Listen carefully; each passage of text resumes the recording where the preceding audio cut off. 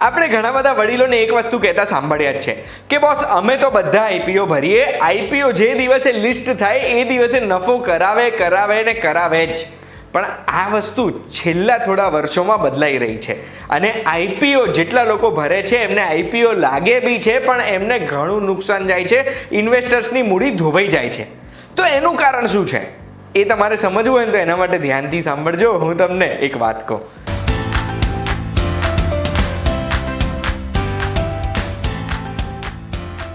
એક વાત કહું, આપનું સ્વાગત છે. મારું નામ છે ગુંજુ ઠક્કર.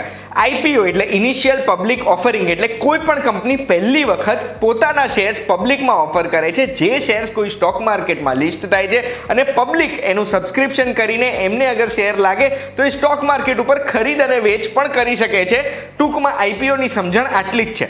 કોઈ પણ કંપની જ્યારે આઈપીઓમાં પોતાના શેર ઇસ્યુ કરે છે ત્યારે એ કંપનીના જે ઇનિશિયલ ઇન્વેસ્ટર્સ હોય છે, એ કંપનીના જે ફાઉન્ડર્સ હોય છે, એ પોતાના શેર્સ બજારમાં વેચતા હોય છે અને એમને એ આઈપીઓમાં લોકોએ જે પૈસા ભર્યા છે એ પૈસાની આવક એમને થાય છે. પણ આજકાલ છે ને એક પ્રકારનું સ્ટાર્ટઅપ કલ્ચર આપણે જોઈ રહ્યા છે. સ્ટાર્ટઅપ કલ્ચરમાં શું થાય છે કે કોઈક વ્યક્તિને કોઈક વિચાર આવે છે કે હું ઇન્ડસ્ટ્રી આ રીતે ડિસરપ્ટ કરી શકું, તોડી શકું, લોકો જે વર્ષોથી કરતા આવ્યા છે, પ્રોબ્લેમ્સ ફેસ કરી રહ્યા છે, એનું સોલ્યુશન લઈ શકું. ઘણા બધા સ્ટાર્ટઅપ્સ આવી રીતે ચાલુ કરવામાં આવે છે પણ કોઈ પણ સ્ટાર્ટઅપને ફાયદામાં આવવા માટે એ સ્ટાર્ટઅપને મોટા સ્કેલ ઉપર જવું પડે. એનો મતલબ છે કે બહુ જ બધા લોકો એ સ્ટાર્ટઅપના પ્રોડક્ટ્સ કે એપ્લિકેશન વાપરવા જોઈએ. હવે આટલા બધા લોકો સુધી પહોંચવા માટે એ સ્ટાર્ટઅપને એક ફંડિંગ જોઈએ. એ ફંડિંગ લેવા માટે કઈ અલગ અલગ પ્રોસેસ હોય ને એ હું તમને સમજાવું. કોઈ પણ કંપની ચાલુ કરવા માટે જે પહેલી મૂડી એ કંપનીમાં લગાવવાની હોય ને એને સીડ ફંડિંગ કહેવાય. હવે હું તમને સીડ ફંડિંગથી લઈને આઈપીઓ સુધીનું કઈ રીતે ફંડિંગ થતું હોય ને એ સમજાવવા માંગુ છું.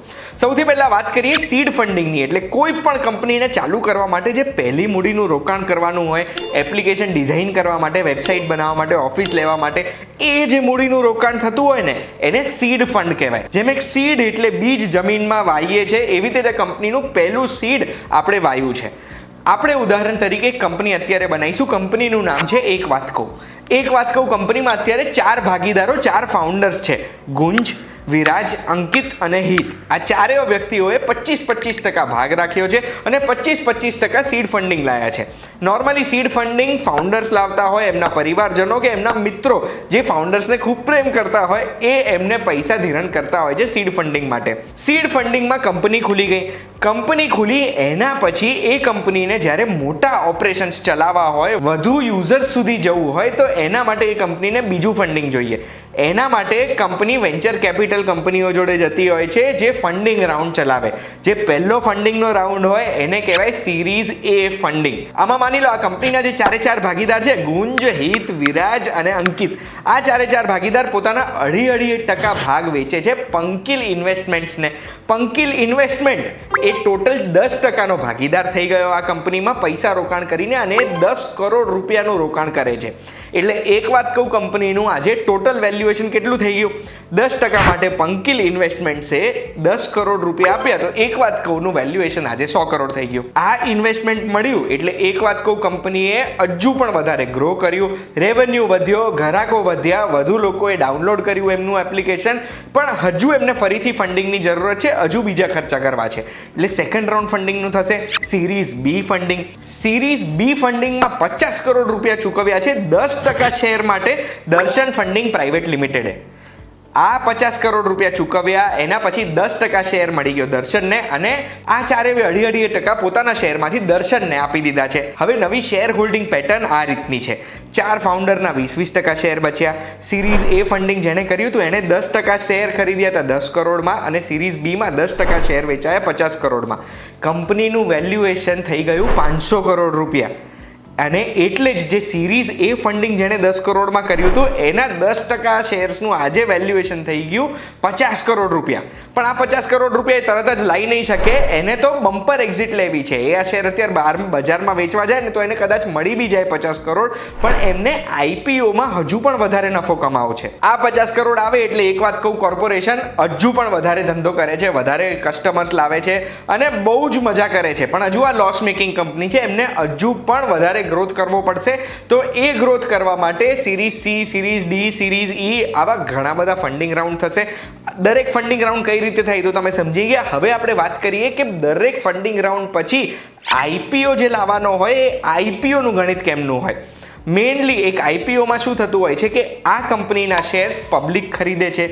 પબ્લિકને ઇન્વેસ્ટમેન્ટ આમાં કરવાનું હોય ને એ જે શેર્સ પબ્લિક ખરીદે છે ને એમાં ઘણા બધા ઇનિશિયલ ઇન્વેસ્ટર્સ જે હોય જેણે સિરીઝ એ બી સી ડી ફંડિંગમાં પોતાના પૈસા રોક્યા હોય કે કંપનીના ફાઉન્ડર્સ પણ પોતાના થોડા શેર્સ આઈપીઓમાં મૂકતા હોય છે જેનાથી એમને પણ થોડી આવક થઈ જાય અને એક મૂડી એમની ભેગી થઈ જાય. છેલ્લું વેલ્યુએશન જે એક વાત કહું કોર્પોરેશનનું આપણે કર્યું હતું એ 500 કરોડ રૂપિયાનું કર્યું હતું. હવે કંપનીની ટોટલ વેલ્યુએશન જો કંપની 1000 કરોડ ગણે છે અને એ જે કંપનીના ટોટલ નંબર ઓફ શેર છે ને કંપની લખી દે છે એમઓયુમાં કે અમારા ટોટલ 1 કરોડ શેર છે આખી કંપનીના 100% એટલે 1000 કરોડના વેલ્યુએશનના 1 કરોડ શેર છે તો એક શેરની કિંમત થઈ ગઈ 1000 રૂપિયા. પણ કંપનીને એવું લાગે છે કે 1000 કરોડ વેલ્યુએશન થોડું નીચું છે, આપણી કંપની તો 2000 કરોડની થઈ ગઈ.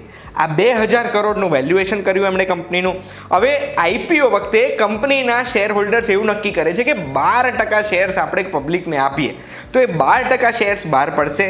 1 કરોડના 12% થઈ ગયા 12 લાખ શેર. કંપની એવું માને છે કે પોતાનું વેલ્યુએશન 2000 કરોડ છે એટલે એક શેરની કિંમત 2000 રૂપિયા થઈ ગઈ. એટલે જ્યારે 12 લાખ શેર 2000 રૂપિયા આઈપીઓમાં જશે તો ટોટલ મૂડી જે ભેગી થવાની છે એ 240 કરોડ રૂપિયા થવાની છે. આ જે 12% શેર્સ બહાર ગયા છે આ 12% ક્યાંથી આવ્યા તો કંપનીના અત્યારે 6 શેર હોલ્ડર છે. ગુંજ, અંકિત, વિરાજ, હિત, પંકિલ ઇન્વેસ્ટમેન્ટ અને દર્શન ફંડિંગ. આ 6 જણા નક્કી કરે છે કે અમે 2% શેર આઈપીઓમાં આપવા માંગીએ છીએ. જ્યારે આઈપીઓ ભરાશે અને આ બધાના 2% શેર ભરાઈ જશે એના પછી દરેક વ્યક્તિને દરેક શેર હોલ્ડરને 40 કરોડ રૂપિયા મળશે. ચારેય ફાઉન્ડરને 40 કરોડ મળી ગયા.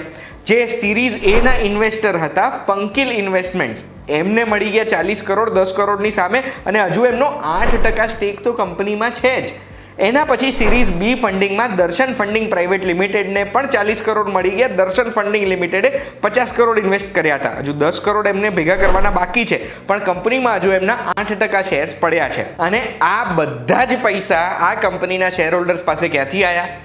જે લોકો આઈપીઓ ભરે છે એમની પાસેથી. હવે આ બધા પૈસા લઈને આ કંપની નફો કરે છે અને પછી શેર હોલ્ડર્સને આ કંપનીનું વેલ્યુએશન 2000 કરોડથી વધતું લાગે તો કદાચ આના શેરનો ભાવ વધે, નહીં તો આના શેરનો ભાવ ઘટે ને ઘટે જ.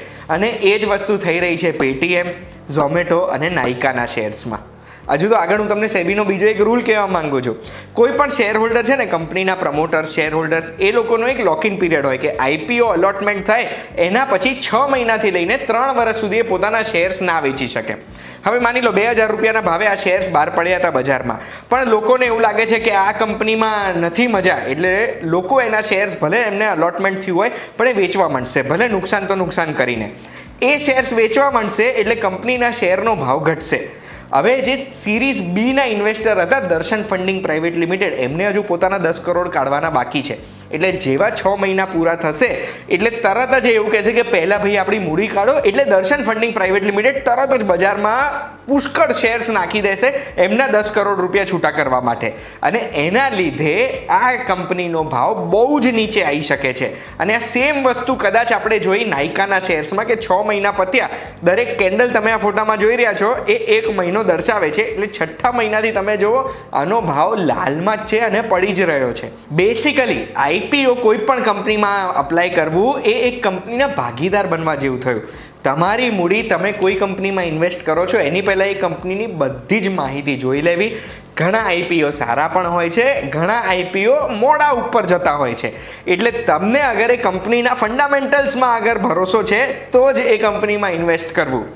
આશા રાખું છું આજના કોમ્પ્લિકેટેડ ઉદાહરણથી તમે સમજી ગયા હશો કે આઈપીઓ કઈ રીતે પૈસા કમાય છે, કઈ રીતે કંપનીના ફાઉન્ડર્સ પૈસા કમાય છે. બીજી એક વસ્તુ જે આપણે નોટિસ કરવાની છે ને એ જ્યારે શેર બજાર બુલ રનમાં હોય, ભાવ વધી રહ્યા હોય, ઇન્વેસ્ટર્સને રિસ્ક એપિટાઇટ વધી ગયું હોય, ઇન્વેસ્ટર્સ આમ રિસ્કી ફીલ કરતા હોય કે પૈસા નાખીને તરત બીજા પૈસા કમાઈ લઈએ, ત્યારે જ બહુ બધી કંપનીઓના આઈપીઓ આવે. વર્ષ 2021માં આપણા દેશમાં 1.2 લાખ કરોડ રૂપિયાના આઈપીઓ આવ્યા હતા જે આપણા દેશની હિસ્ટ્રીમાં હાઈએસ્ટ છે. અને એમાં જ આ બધી ટેક કંપની કંપનીઝના પણ આઈપીઓ આવ્યા હતા જેમાં ઇન્વેસ્ટર્સે પુષ્કળ રૂપિયા ખોયા છે. આ માહિતીમાં હજુ કોઈ પણ કન્ફ્યુઝન હોય તો કમેન્ટમાં મને લખજો, અને સમજી ગયા છો ને તો 100% એક કમેન્ટ કરજો કે તમે સમજી ગયા મારું ગણિત જે હું કહેવા માંગતો હતો. અને આવી જ માહિતી માટે VTV Gujarati.com પર એક વાત કહું, જોતા રહેજો. આપણે ફરી મળીશું.